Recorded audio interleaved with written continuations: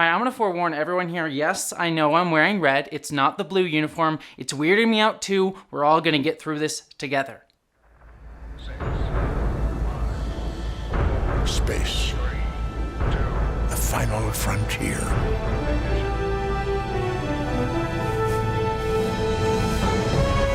Hot damn, that was the world's first look at Star Trek, the 2009 film directed by one JJ Abrams, otherwise known as the destroyer of all franchises.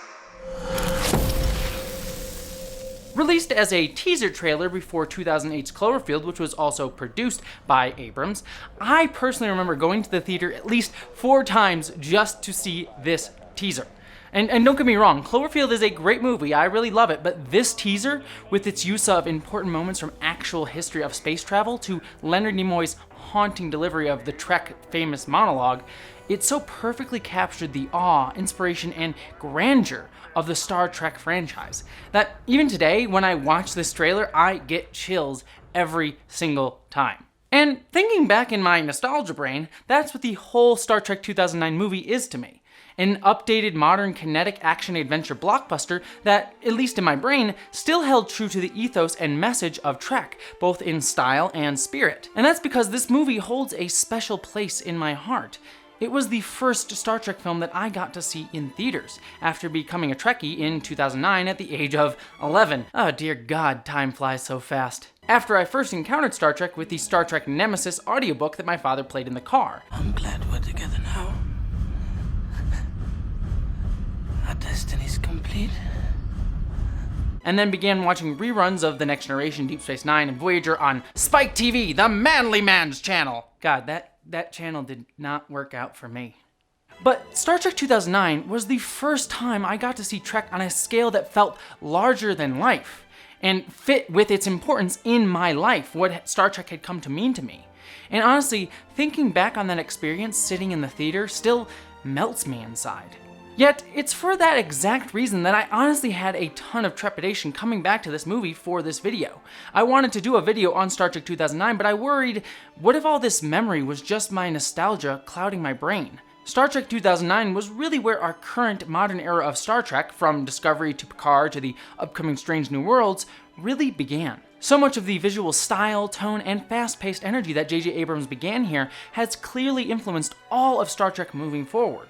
This movie, this moment, is where Star Trek, a franchise that changed pop culture forever and inspired millions, including myself, with its message of hope and optimism for humanity's diverse future, either was saved from irrelevance after nearly disappearing forever, if you ask one group, or was irrevocably defiled by JJ Abrams, the destroyer of cherished franchises. And hold on, we'll get to Abrams and Alex Kurtzman as well, don't worry. But to get to the heart of the matter, while I want this video to be my retrospective on Star Trek 2009 as a whole, I came into this project in order to truly answer for myself this one simple question. Is Star Trek 2009 really Star Trek? To boldly go where no one has gone before.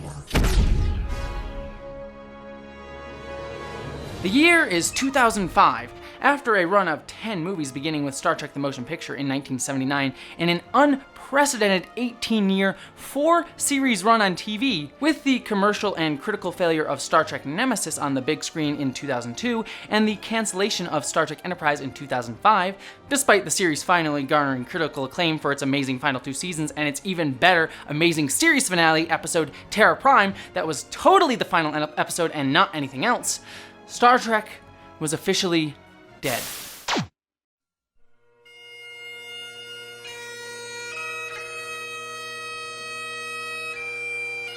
This was the most human. While the Trek franchise's executive producer Rick Berman had begun work on a new film called Star Trek The Beginning with Band of Brothers screenwriter Eric Jenderson that would have focused on an ancestor of Captain Kirk during the Earth-Romulan War set right after Star Trek Enterprise, the film came to a screeching halt when Viacom, the owner of Paramount Pictures, separated from CBS Corporation, causing a split of the Trek franchise, with Paramount owning the movie rights to Star Trek and CBS retaining ownership of the TV rights and the franchise brand as a whole. And with that, it seemed like Star Trek might never return.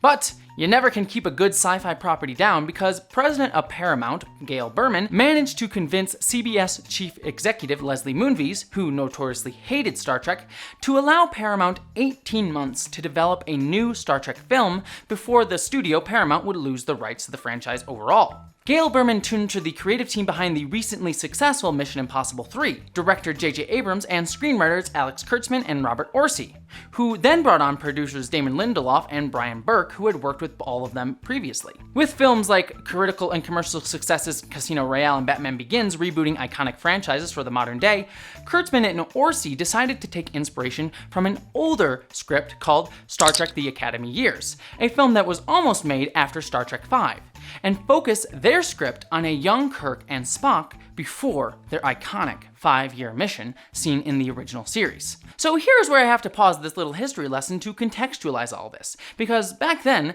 JJ Abrams, Damon Lindelof, and Alex Kurtzman were not as polarizing as figures as they're known as today. JJ Abrams wasn't the man who had ruined Disney's Star Wars for many people, and Alex Kurtzman wasn't the man who was apparently being fired from CBS every 2 weeks because of how terribly he ruined Star Trek with Discovery or Picard, while simultaneously somehow convincing the company to make 500 Star Trek spin-offs that, quote, nobody wants. And Damon Lindelof wasn't alternatively known as the SJW propagandist or the creative genius behind HBO's Watchmen. In fact, for me at the time, this was the dream team to make Star Trek. These were the creators behind some of the biggest science fiction works of the time, like Alias, Lost, Fringe, and the aforementioned franchise redefining Mission Impossible 3. That's not to say that was the best movie in the series, but it definitely helped put that series on a new course, just like Star Trek 2009 did. Sure, this creative team had their detractors at the time, but they were well-respected creators by most of sci-fi fans at the time. Before our present day made these creators symbols in our current politicized culture war between SJWs and neckbeard Nazis. In fact, this is the movie that began that culture war within the Trek fandom, as I mentioned previously. This endless fight between if something is really Star Trek or not. JJ Abrams himself admitted to not really being a Trek fan when he signed on to the film, having actually preferred Star Wars as a kid, which, well, we all know how that eventually goes. You are a Palpatine. Many have criticized Star Trek 2009 for being too much of a Star Wars action-adventure, not getting to the heart of Trek's more philosophical ideas and themes, and point to JJ's Star Wars fandom and his lack of understanding Star Trek to justify this argument. But just because someone doesn't know Star Trek doesn't mean they can't make good Star Trek. Sure, sometimes we get the infamous Star Trek nemesis director Stuart Baird, who apparently didn't know anything about the Star Trek. I didn't quite know all the procedures, if you like, on the Star Trek. And directed a crap movie as a direct result. But sometimes we also get someone like Nicholas Meyer, who didn't know anything about Star Trek and directed arguably the two most beloved Trek films, The Wrath of Khan and The Undiscovered Country. And knowing Star Trek backwards and forwards doesn't necessarily mean you'll deliver a great Star Trek film either. I'm looking at you, Ron Moore and Brandon Braga. I see what you did there with Generations. You should be ashamed of yourselves. There were 5 brains in the room conceiving what we wanted the movie to be. In those 5 brains were various degrees of fandom. Some of the more rabid fans, like Bob Orci and Damon, were saying, you know, I love this idea, but it feels like a violation of what we know Trek to be. And people who are absolutely fans, but a little more neutral, like JJ Abrams and myself, were constantly walking the line of figuring it out. We were saying to ourselves, okay, we want to make a movie that's for fans, but we also want to make a movie that's for a whole new generation of people. What do I need to see if I don't know anything about Trek?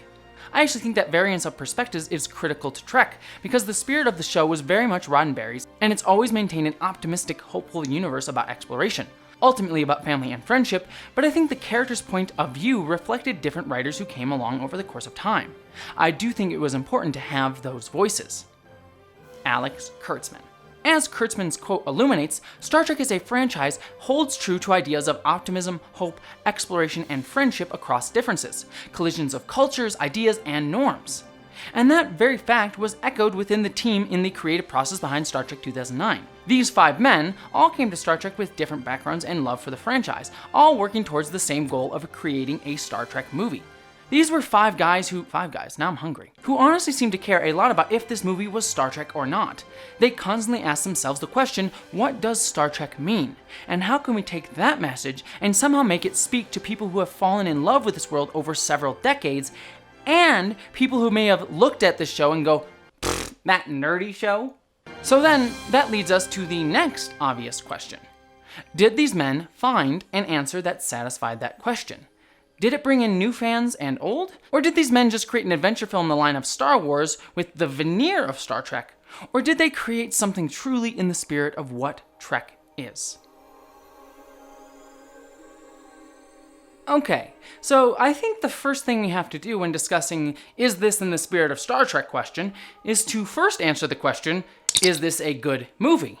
And yes, a good movie doesn't necessarily mean it's a good Star Trek movie, and conversely, a good Star Trek movie doesn't have to inherently be a good movie. Cough, cough, insurrection, cough, cough. Oh, well, it's hardly noticeable. Plus, it's my video and I want to rant about this movie, so you can all deal with that. I think the best place to start with this movie to determine if it's a good movie or not is the cast. And boy, I do not envy what the casting directors and JJ Abrams had to do with recasting some of the most iconic and beloved characters in all of pop culture with this film, yet they absolutely nailed it. Chris Pine perfectly captures the energy of this younger version of Captain Kirk, excellently bringing both the spirit of a rebel against the system, and yet still gives us echoes of a man who would be captain, able to take charge and lead those around him. Carl Urban does a pitch-perfect DeForest Kelley, channeling the late actor's mixture of charm and cantankerousness, as well as his classic racism. Are you out of your Vulcan mind? Speciesism? Something like that. But Urban excellently bounces off of Kirk as a friend and sounding board, as well as Spock's emotional consciousness, perfectly fitting into Trek's holy trinity of character dynamics. Zoe Saldana's Uhura, a character often relegated to the background in the original series and films, incredibly updates the character for the modern day. Saldana commands attention and presence in all of her scenes here, showing that she isn't a woman in distress, but is actively smart, intelligent, witty, and skillful. Was I not one of your top students? Indeed you were. And did I not, on multiple occasions, demonstrate an exceptional oral sensitivity and, I quote, an unparalleled ability to identify sonic anomalies in subspace transmission tests? Consistently, yes.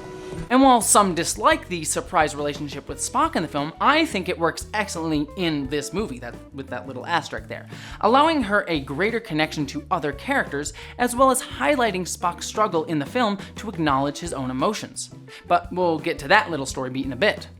But it also brings depth to Uhura in this film as well, not just Spock, specifically because it is not the only thing her character is defined by. Unlike most women in Star Trek the original series and film in general, Uhura is assertive, proactive, and smart.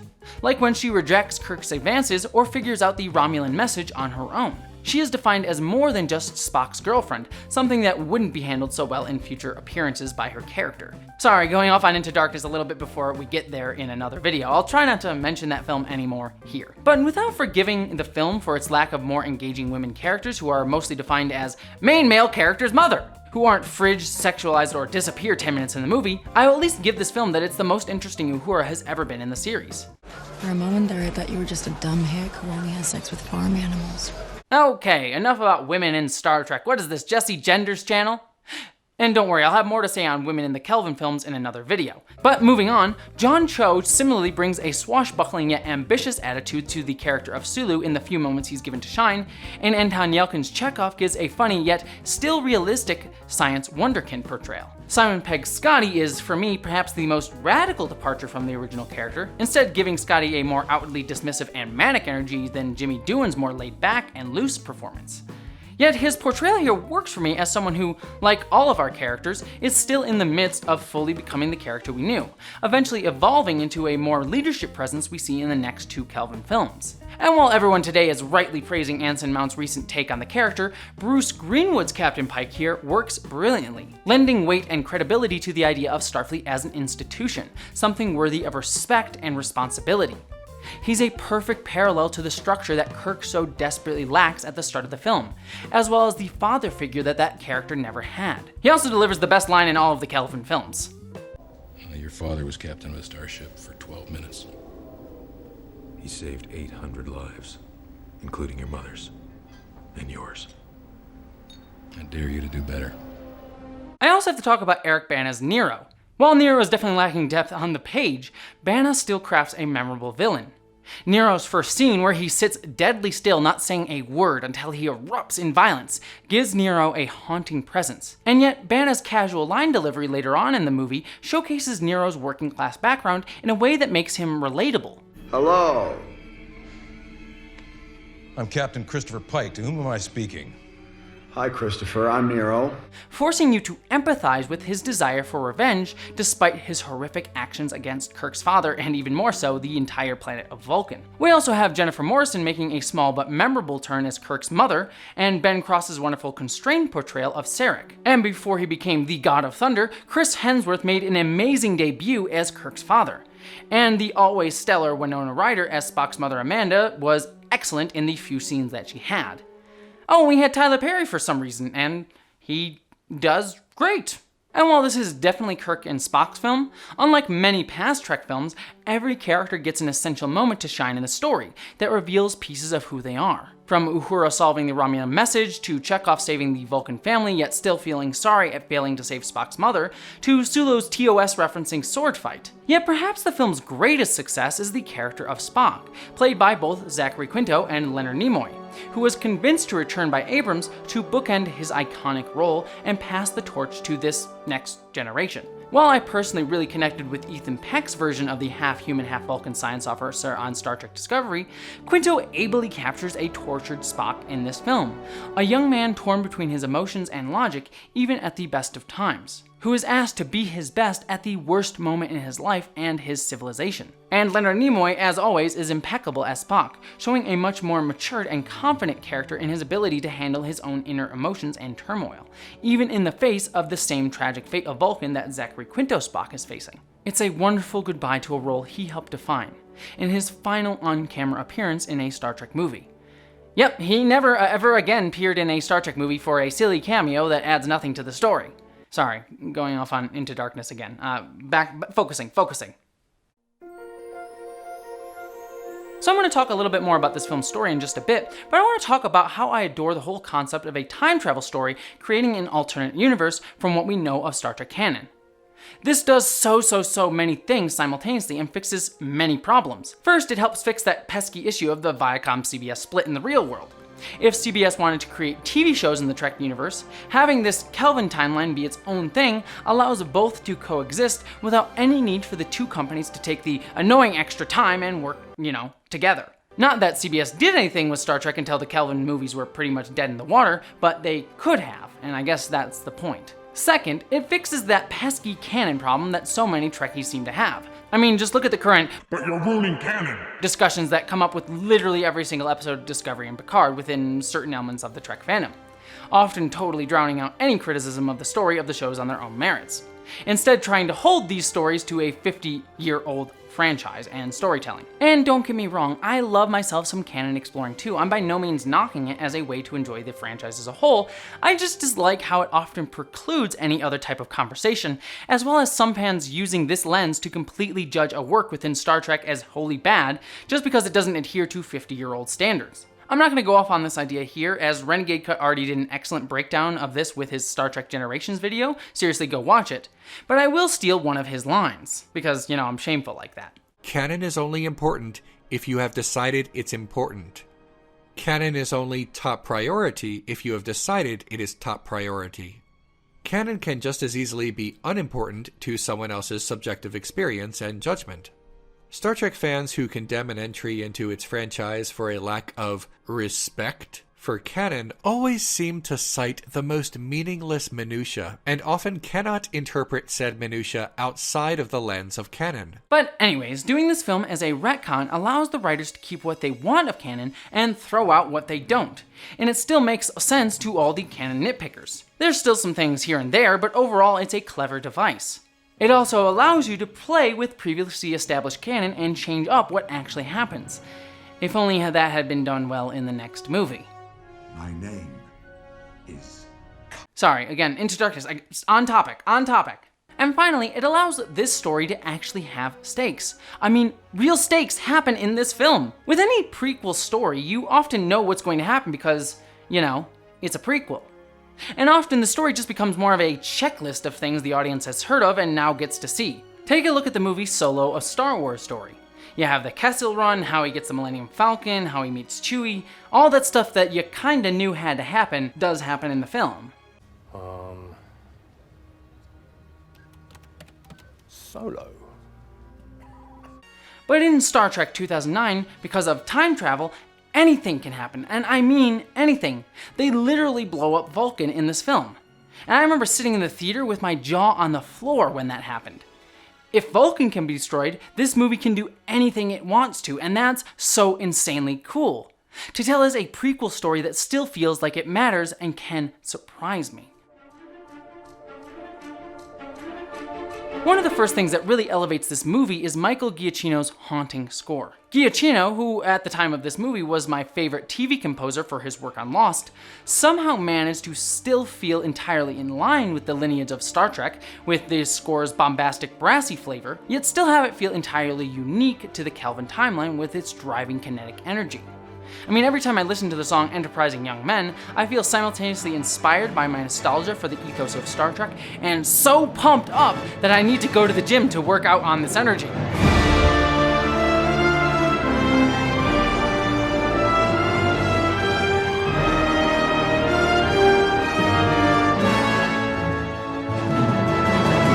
Yeah, like I'm actually going to the gym. He also added in his own unique, haunting flavor from his work on Lost, with the mythical and ethereal opening overture to the choral effects that defined the terrifying nature of Nero and his ship. There's even a few excellent moments where all the sound falls away in the film and the music is able to entirely drive the sequence, which it does so quite ably.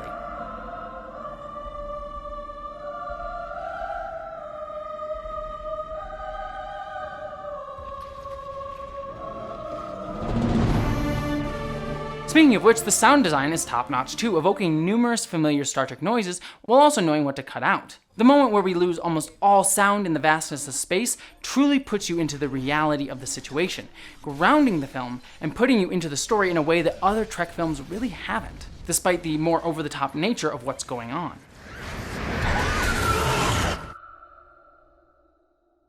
As for the cinematography, much has been made about the film's lens flares, namely that they're too distracting and too goddamn many of them, but I'll be honest, in this movie I actually kinda like them.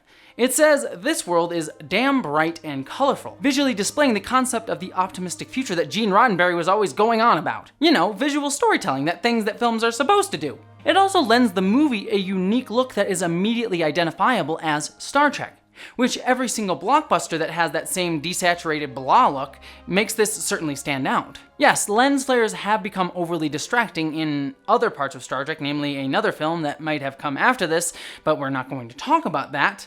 But here, in this film, the lens flares work. And also, this movie is peppered with so many amazing and memorable shots, working seamlessly with the CGI. I mean, come on, this movie looks damn amazing all the way through, and it was made over a decade ago at this point.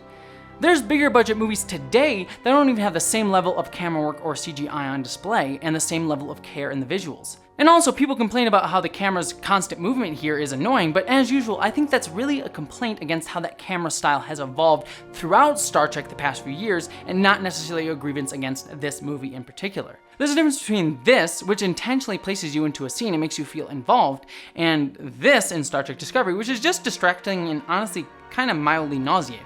I also really love this movie's production design. I love seeing the bowels of the Enterprise as this larger-than-life cacophony of wires and tubes.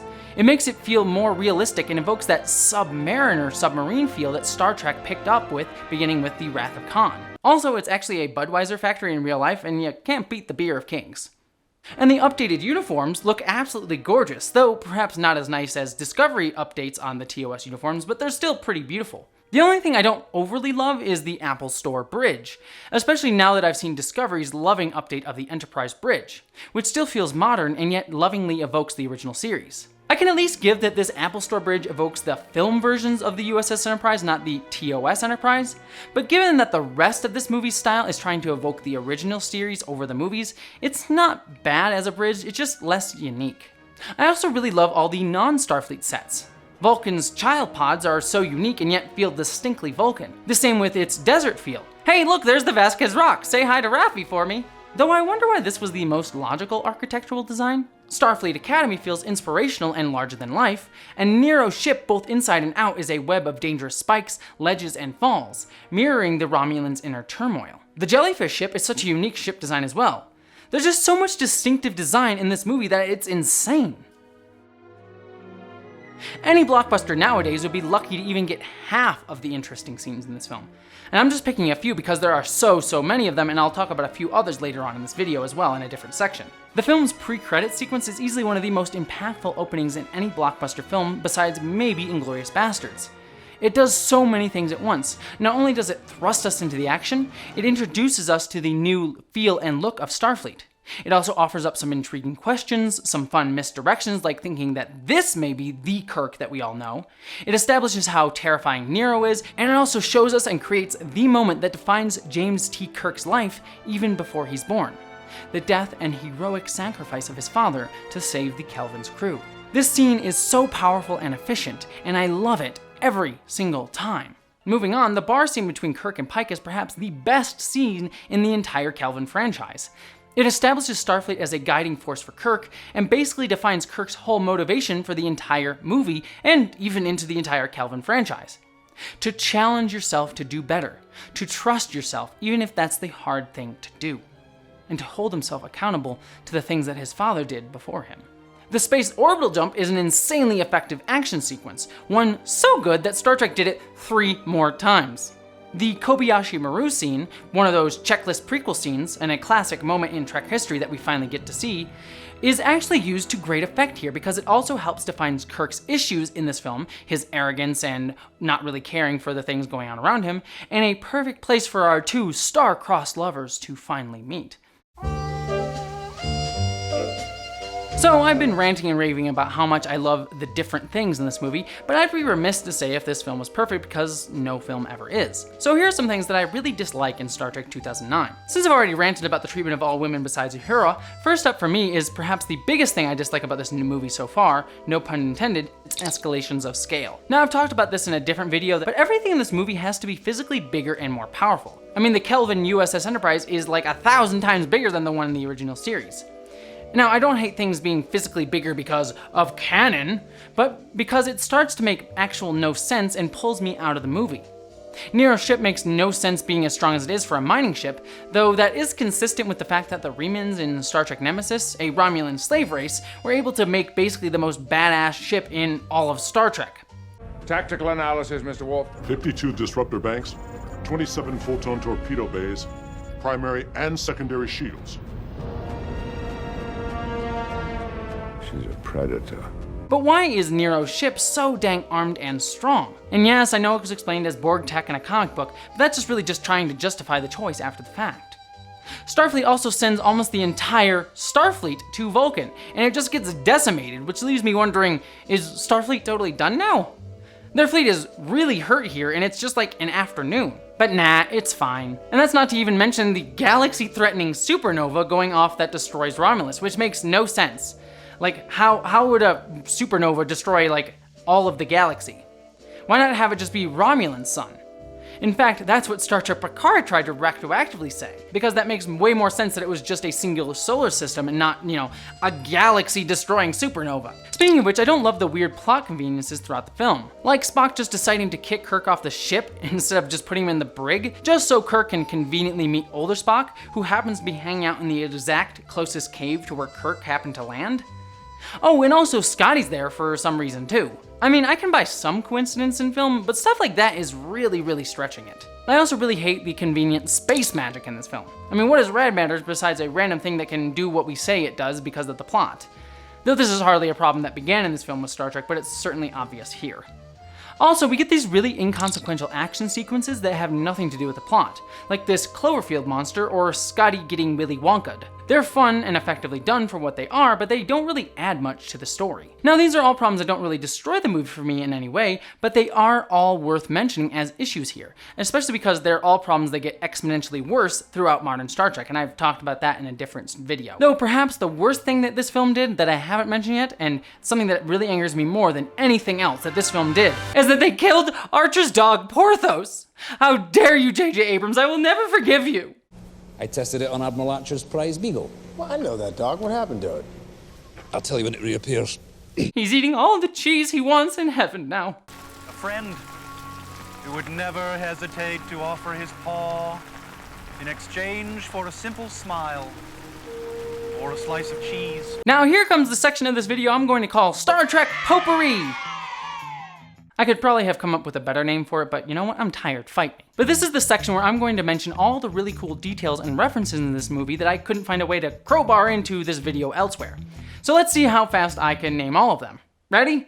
Number 1, the strip of light on Captain Pike's eyes when he sits down in the captain's chair, referencing when they do that same thing in TOS. The flyby sequence the first time we see the Enterprise in space, referencing the motion picture sequence flyby without taking up half the movie to do so. This moment where Kirk hits his head on the beam and then later in the movie misses it, showing that he's grown used to Starfleet. Sabotage by the Beastie Boys. I love the Beastie Boys because it's become a staple of this version of Kirk, and it really helps define him as a character. That's a good choice. It, along with the other things like the Corvette and bar scene, also makes Star Trek feel more grounded and relatable than it has been in the past, where it's mostly been all set in this futuristic space fleet. The fact that the Kobayashi Maru set is the same set as the USS Kelvin bridge, subtly contrasting Kirk's dismissive arrogance in that scene with his father's courageousness. The hand railings on the USS Kelvin, something that every starship until now has sorely lacked. That one was for you, Beta Artemis. The Slusho Mix reference, tying this into the larger JJ Abrams verse. Gotta try the Slusho, it's good. The Slusho Mix, thank you. This shot of Nero, which was apparently taken from a completely different deleted scene from the Klingon prison sequence, in which we just sit with the villain for a few seconds just to contemplate him. Introducing Sulu by having him screw up at the helm, showing that this crack pilot that we knew in the series is still learning and younger than we knew him. Similarly, that Uhura is just a small peon on the Enterprise and only gets brought up to the bridge because of her specific knowledge of Romulan language, showcasing that not every one of our classic crew was automatically bridge material. The fact that Kirk looks up at the Enterprise just like Luke looks at the twin suns. This clearly gonna die and everyone knows it red shirt.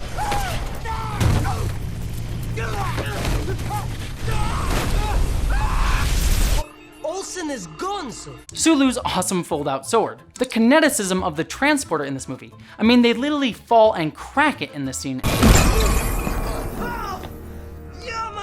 And that just makes sense and is super cool. The obvious Wrath of Khan bug nod. The fact that Kirk says shit. Bullshit. Oh no, they're swearing in Star Trek. JJ ruined it. Star Trek has never sworn before except for here. That's one jackass we're going to see skinned. And here. Oh shit. And here. Double dumbass on you, and so forth. And here. That is enough, damn it! Spock kicking Kirk out of the captain's chair. Out of the chair? Well, if the Federation... The first shot of Kirk and Spock side by side once they finally decide to work together. The look and feel of going to warp in this film, it's just cool. The reference to Admiral Archer, because the more Star Trek Enterprise references that I get, the better in my opinion. Still mad about Porthos though. The fact that we get a setup and payoff to the cupcake line earlier. Relax, cupcake. Showing how Kirk's arrogance will always catch up with him, even in small ways. Come with me, cupcake! The fact that McCoy is actually on Spock's side after Kirk makes Spock have his breakdown. Congratulations, Jim. Now we've got no captain and no goddamn first officer to replace him. Spock and Uhura saying goodbye in the background, building their relationship and again reinforcing to Kirk that his douchiness doesn't work. This line. Fire everything! I just like that line, it's fun. The fact that Spock giving Scotty the equation before he actually created it is kind of a reference to when Scotty does the same thing with transparent aluminum all the way back in Star Trek IV, The Voyage Home. Abrams' choice to play the getting away from Nero as relief, not celebration at the end of the film, showing that these people don't get happy right after they killed someone. Spock's joke at his own Vulcan salute. Since my customary farewell would appear oddly self-serving, I shall simply say, good luck.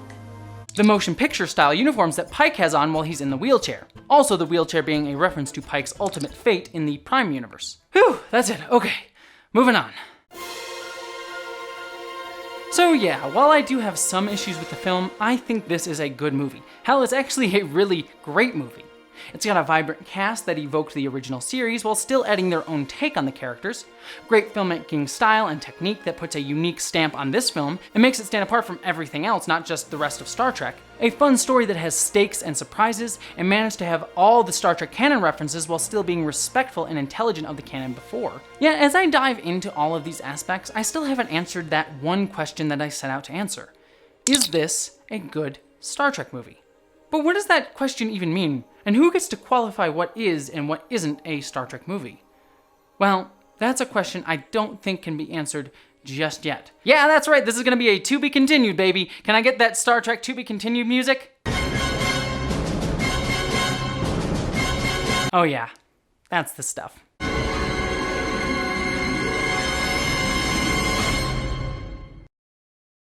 Well, that's it for this video. Thank you so much for watching. Like I said, I am going to be doing a part 2 to answer that question. Is Star Trek 2009 really Star Trek? Is it good Star Trek? And that video will be coming out next week on Friday, so be sure to look for that. I'm really excited to show it to all of you.